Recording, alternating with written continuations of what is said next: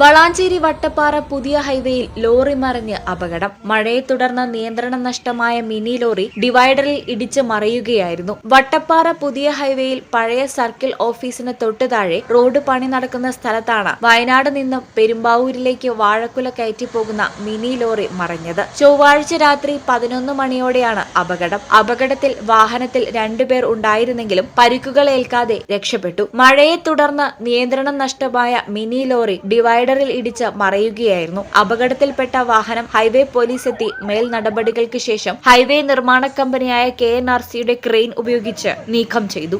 നമ്മള് പെരുമ്പാവൂർക്ക് ലോഡ് എടുത്ത് പോവാണ്. അപ്പോൾ അവിടുന്ന് വരുന്ന വരവിൽ അത്യാവശ്യം ചെറിയൊരു 60 സ്പീഡിലാണ് ഞാൻ വരുന്നത്.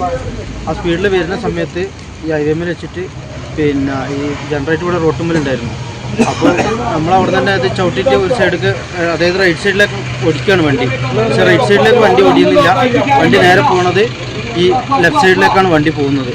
അപ്പോൾ ഒന്നാമത്തെ വെച്ചാൽ ചിലപ്പോൾ മനസ്സിലാവുന്നതെന്ന് വെച്ച് കഴിഞ്ഞാൽ റോട്ടുമ്പിൽ മൊത്തം ഓയിലാണ്. ഓയിലിൻ്റെ കാരണം കൊണ്ടാണ് വണ്ടി ഒന്നാമത്തെ ലെഫ്റ്റ് സൈഡിലേക്ക് വലിഞ്ഞെന്നുള്ളതാണ് നമ്മൾ എല്ലാവരും ഒരു കണ്ട അഭിപ്രായത്തിൽ മനസ്സിലാവുന്നത്. ഈ ചാനൽ വളാഞ്ചേരി. ഞങ്ങളെ പറ്റി നിങ്ങൾക്കല്ലേ കൂടുതൽ അറിയുന്നത്? പരിശുദ്ധിയുടെ സുവർണ പാരമ്പര്യം. Hayath golden diamonds, Valanchery.